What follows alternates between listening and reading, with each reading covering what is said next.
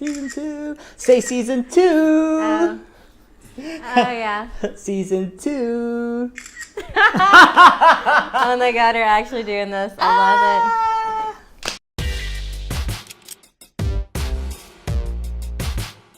What up, October? We're back. Welcome. Season 2. It's so good to see you. I missed you. Yeah, we missed you. Summer guys. looks good on you. Hi. But it's sweater weather. Yep. This is time. regarding aka RE Theater. It's a talk show We're two POC. recommending theater in NYC. My name is Reyes. I'm a playwright. My name is Maria Pazalegre. I'm an artist and a theater critic. We got 2 great shows coming at you today. Intractable Woman, a theatrical memo on Anna Politkovskaya. And Rated Black, an American Requiem. Stick around. Stay tuned, don't go anywhere. It's so good. Intractable Woman, produced by Play Company, is at 122cc. It's written by Stefano Massini, translated by Paula Wing, and directed by Lee Sunday Evans. 3 women paid tribute in the form of an avant-garde love letter to the slain Russian journalist Anna Politkovskaya. Moscow may have silenced you, but girl, the world has never forgotten you. When the show began, I was a little nervous because I thought it was gonna be very didactic, and it started a little bit where I felt like it was, but then like 10 minutes in, it just really settles in. Yeah, I agree with you. The first few minutes, they broke fourth wall and spoke directly to us, but it came across as kind of a lecture. And right away, I was like, oh no, is this what I'm in for the next few hours? But like, they found their footing, and then like when you were in it, you were in it, and you were totally immersed with it, and you didn't even notice the layers of the 3 actresses. They just kind of became one until they didn't need to be. The play is a docudrama about a real reporter, a journalist in Moscow, a Russian journalist who was assassinated by the Russian government. The life and times of this one person, and it's just really beautiful, and it also sheds light on a lot of things that I think that are happening in our country, which is very terrifying in that sense. Well, I mean, it wasn't that long ago that we had, you know, a lot of men and women and like across the ocean fighting in Afghanistan and Iraq, and so, you know, a lot of the things that would come out trying to, whenever they tried to humanize the other side, whenever journalists and reporters would try to say, like, this is why things are really not going so well for them right now, this is what it's like to be under occupation, like, that was shut down. And so, you know, but we have the free press. Like, imagine being in Russia and the only person speaking is this one woman, and every time she humanizes the other side, you know, things go missing, her jaw gets broken, you know, like the people always say, you know, live for your art, die for your art, but like, man, she really, like, she took it to the next level. She put the news and she put the world's letting their voices be heard above her own life. The thing that I think the show did really brilliantly was it wasn't just purely like, oh, this woman did this, that, and this. It was like a really personal take on it. Her personal life was sort of explored too, and the emotions of how she got into some of these like iconic journalistic moments. There's a scene in the play where she sort of is gearing up and then interviews the Chechen president, and it was just beautiful, and it's like terrifying, and it's really gripping. And the thing is, like, it's just, you know, shout out to Lee Sunday Evans, because this thing is staged beautifully. Honestly, I don't think you know, without her direction, this play could go any way, you know, but under her sort of like, you know, umbrella, this play really comes alive. 3 women often play Anna. Right. 3 women, sometimes one woman will play one soldier, one woman will play Anna, and It's their sort of like an interactions ensemble, together. right. Yeah, so it's like ensemble, solo performance, Greek chorus, like combines and coalesce together. Really and, well. And, also, I love the set. The scenic designer is Marsha Ginsburg.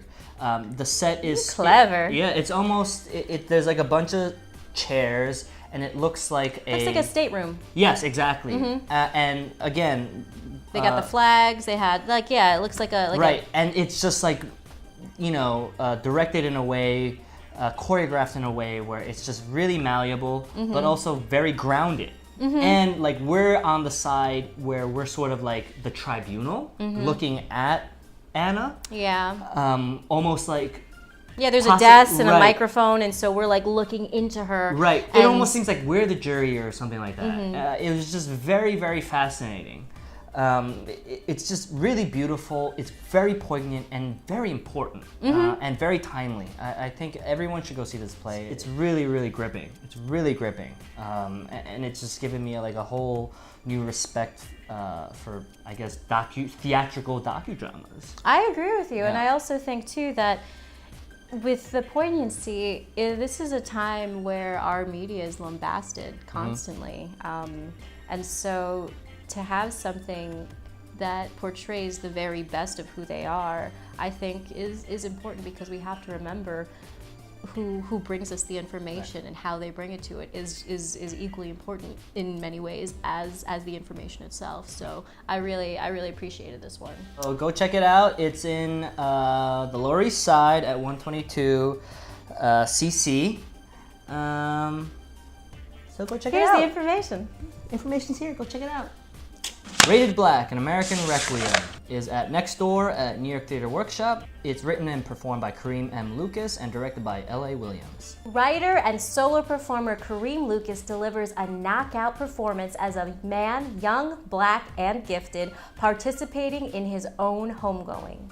A requiem complete with a chorus of black angels accompanies the audience to deliverance.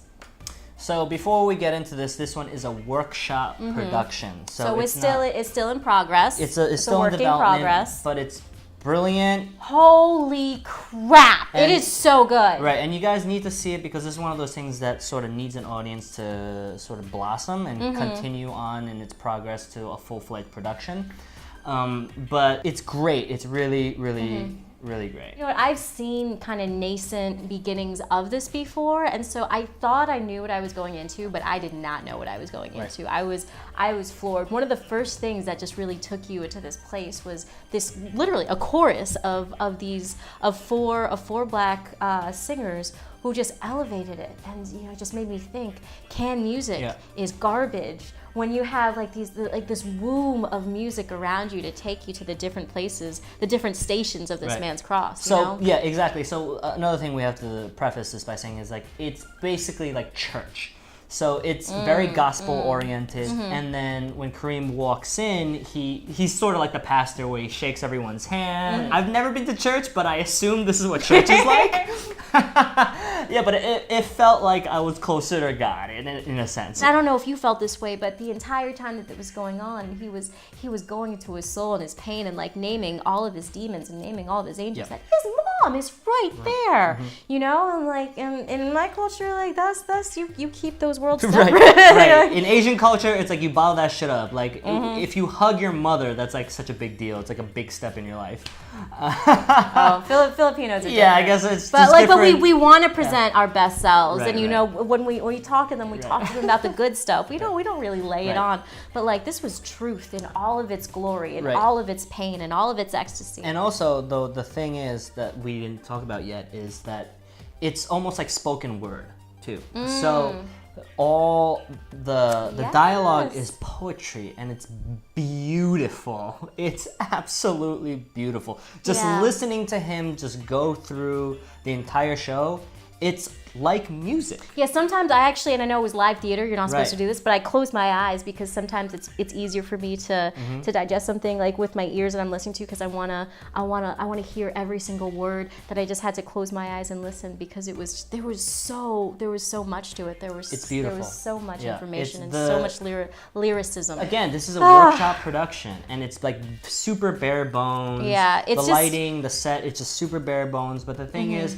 I think he needs an audience to go in there and sort of come through for this one, because it is such a labor of love, and also you get to see this in the most intimate setting that you can imagine, and I know that this is going to be carried out, and it's going to get bigger, and it's going to be less intimate. So like, while you can see this show exactly as it is, it's at Next Door at New York Theater Workshop, so it's like 4th Street's Theater or something like that. It's literally like the door over. It's the stoop next to the other it's theater. It's the stoop next to New York Theater Workshop. Tickets are like $15, so you literally have no fucking excuse not to go. It goes to like mid-October. Cancel Movie Pass. It's $15. Go see that shit. Go see Play.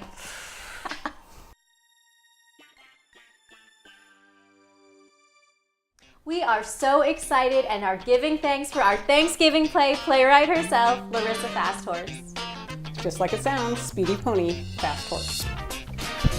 Thank you, Larissa, for coming on the show. Welcome to our illustrious studio. Yes, look at the new one. I know. So you have a new play coming. Well, it's not new. This has been done before, right? It has. Right, Actually. but it's a New York premiere of a play of yours called The Thanksgiving Play. That's it. All right, at Playwrights Horizons. Tell us a little bit about that. Yeah, it's a comedy.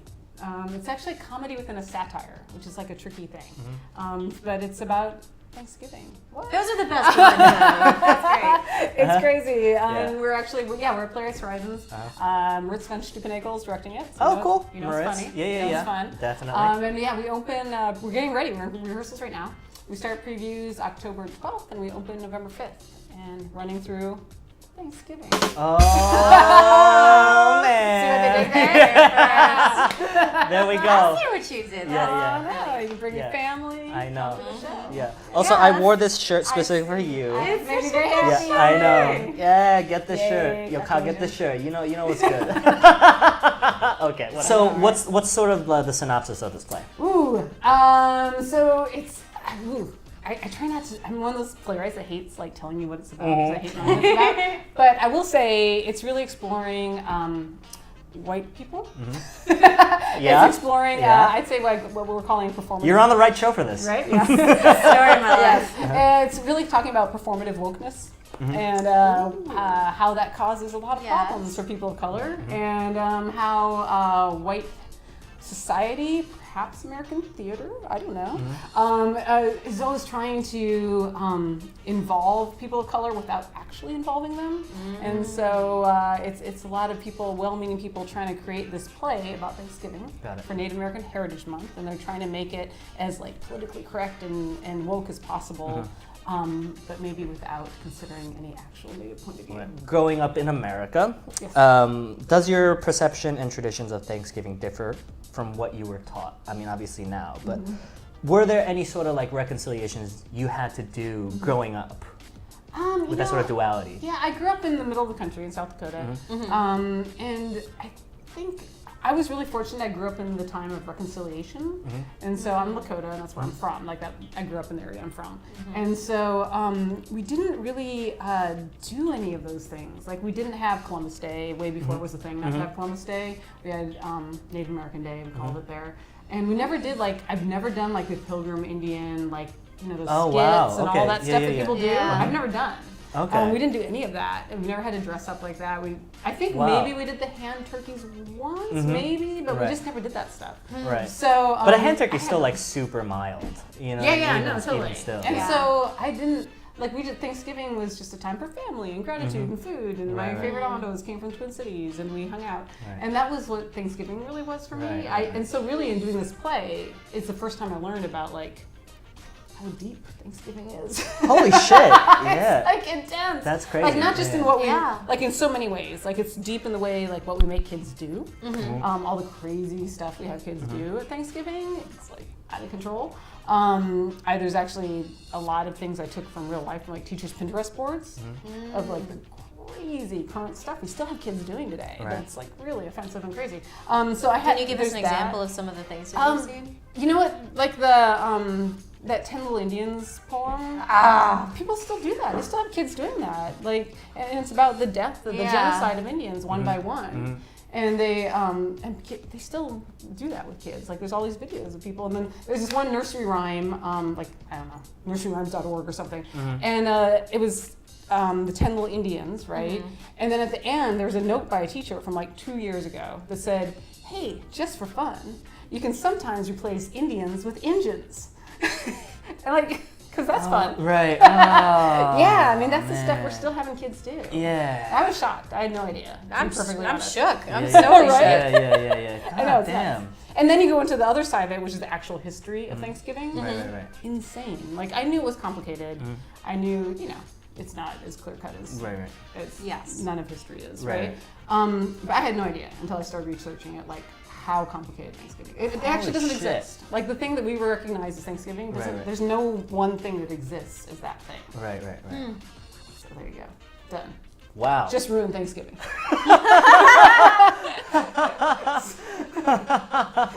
am I supposed to eat my candied yams now, Larissa? Sorry. Fucking A. Really.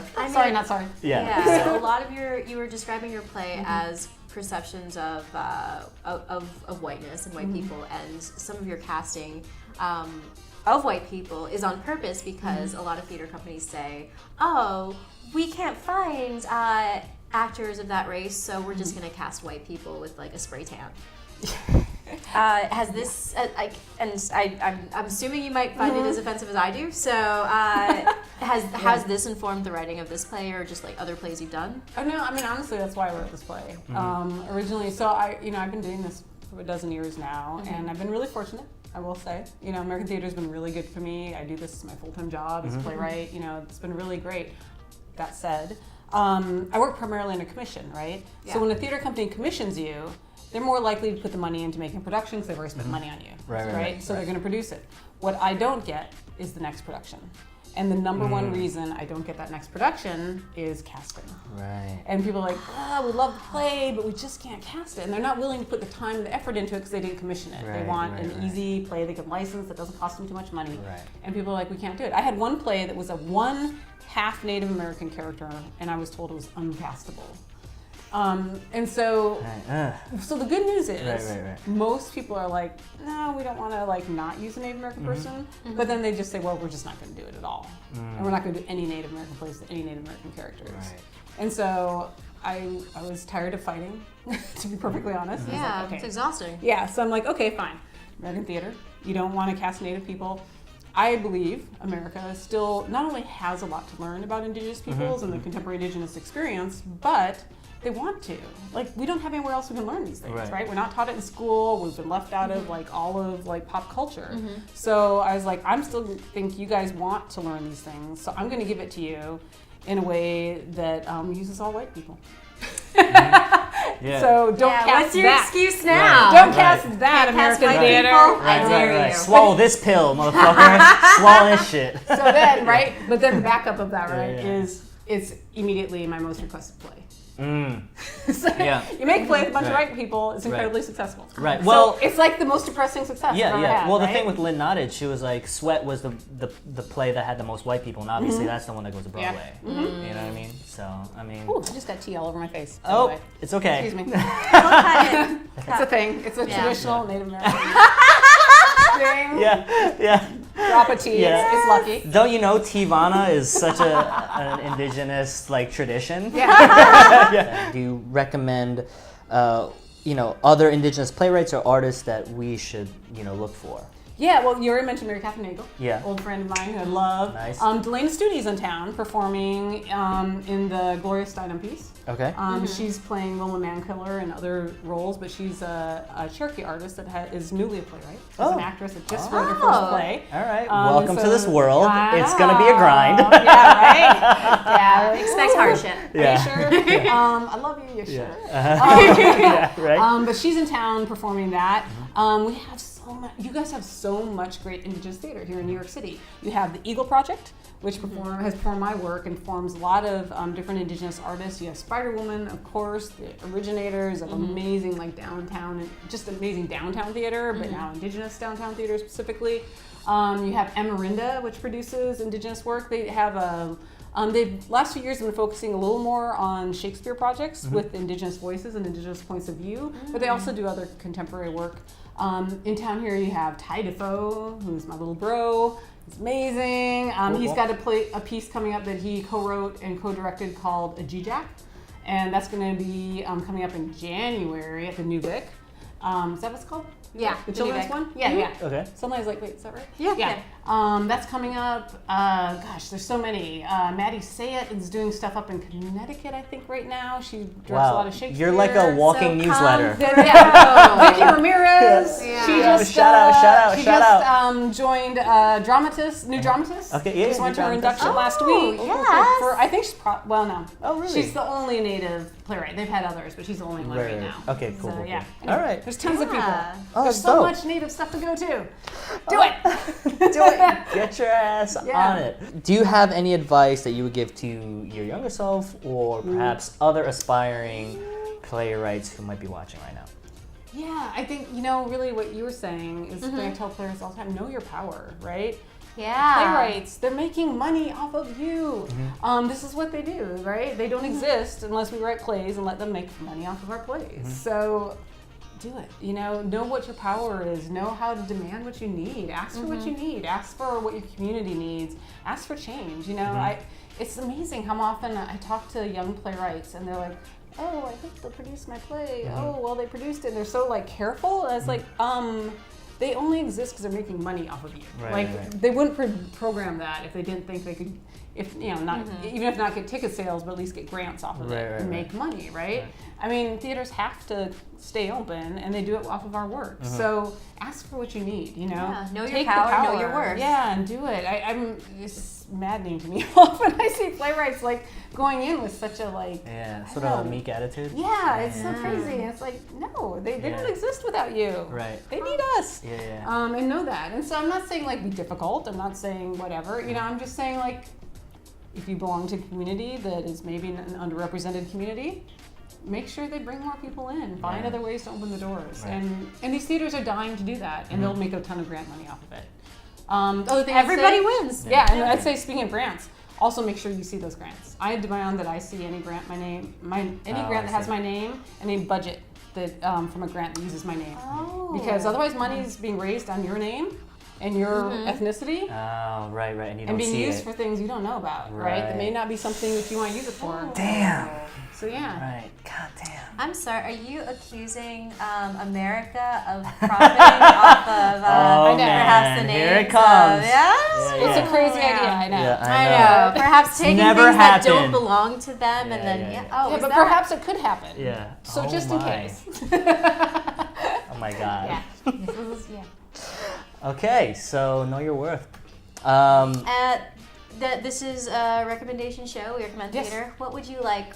What would you like to recommend? Ooh, I just recommended so many things. I know. That's true. Well, whatever. Also, Go ahead. Give it to This whatever is your time. the middle Camera one. one. Yeah. Whatever. I'd say also the Metropolitan Museum of Art is opening a huge new exhibit called Art of Native America, and they have collaborated with a bunch of local Indigenous artists, and they are doing living art and contemporary art along with art on the wall and behind glass, because they want to make sure that they're not depicting Native people and Native art as from the past. So starting the very beginning of October, they open. They're going to have so many incredible things you can go to. I know, I'm promoting a white institution, but I already talked about a bunch of Native institutions. Yeah. So, but there's a lot of great Native artists that are going to be performing and involved in that. Oh, awesome. Fantastic. That sounds great. Yeah. Oh my God. Thank you for coming on the show. Thank you. It's so this great is to have so you on. Great. Yeah. I cannot wait to watch and view and support more native art and more native theaters. Yeah. I'm so excited about this. And you get to laugh a lot, so come to the show and I'm ready. Thank you so much, Larissa. Way to kick off our season. Her new play, the Thanksgiving play, starts October 12th at Playwrights Horizon, so make sure you go check that out. It runs through Thanksgiving, so come on. You might want to bring the family for some of that alternative history, because bring the people what they want. And for an extended interview, you gotta go here, you gotta go here. Our website. You gotta go here. You know what's good. And finally, you know what to do if you haven't already. Like and subscribe, please. This is how we keep the show going. Please. And if you didn't know, now you know. Shout out to Biggie for that.